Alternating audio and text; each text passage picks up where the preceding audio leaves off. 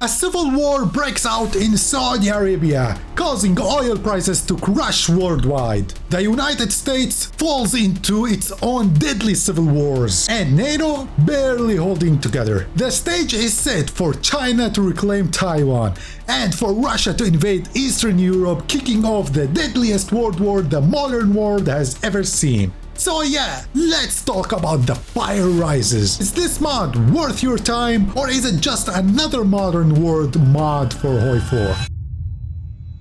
I played as Germany, rebuilt the economy, fought 2 brutal wars, and watched alliances collapse in real time. So here's what stood out: the good, the bad, and the completely broken. I spent the early game dealing with the economic damage that COVID caused. It wasn't anything overwhelming, as I managed to handle it with ease. It added to the whole vibe of a post-crisis world trying not to fall apart. And trust me, the world does fall apart. Once Saudi Arabia breaks into civil war, it is like dominoes. The global oil crash hits hard. The US falls apart, full-on internal conflict, and no one is really in charge anymore. NATO started to look shaky, and just when things couldn't get worse, China made its own move on Taiwan, and Russia rolled into Eastern Europe. The whole thing is scripted, but in a very good way. It feels like watching a modern-day doomsday scenario plays out in real time. And here's where the mod really shines. The scripted invasions are clean and actually dangerous, especially stuff like China hitting Taiwan. But the best part is how the game reacts to your success or failure. If you win the first big war, like I did with Germany, you unlock an entirely new focus tree. If you lose, you get a different one focused on rebuilding and revenge. That system applies to almost every major country. It gives you replayability and a real sense of story progression. The European war itself is also designed well. You're not just pushing aimlessly.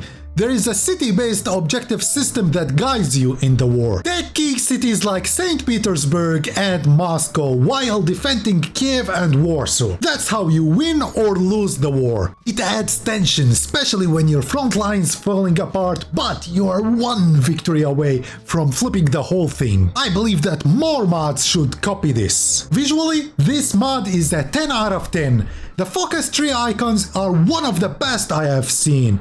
Like someone really cared. The political system is solid too. You can't just flip parties overnight. You need to plan ahead, and that actually matters when you are trying to unlock major focus branches. And the economy is simple, clean, and easy to manage.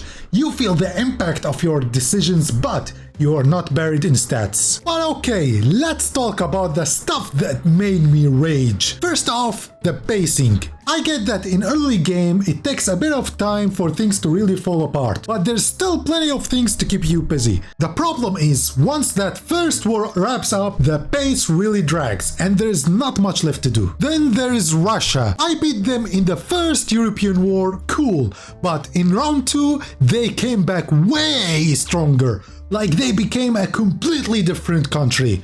The buffs that they got against us in the second war were insane. It is like they meant to win the second war. And the rest of the world, useless. I helped Saudi Arabia win their civil war, and I got nothing in return. The US finally unifies after its civil war and then just sits out the rest of World War III. Also, can someone teach the AI what a navy is? Across multiple wars, not a single naval invasion.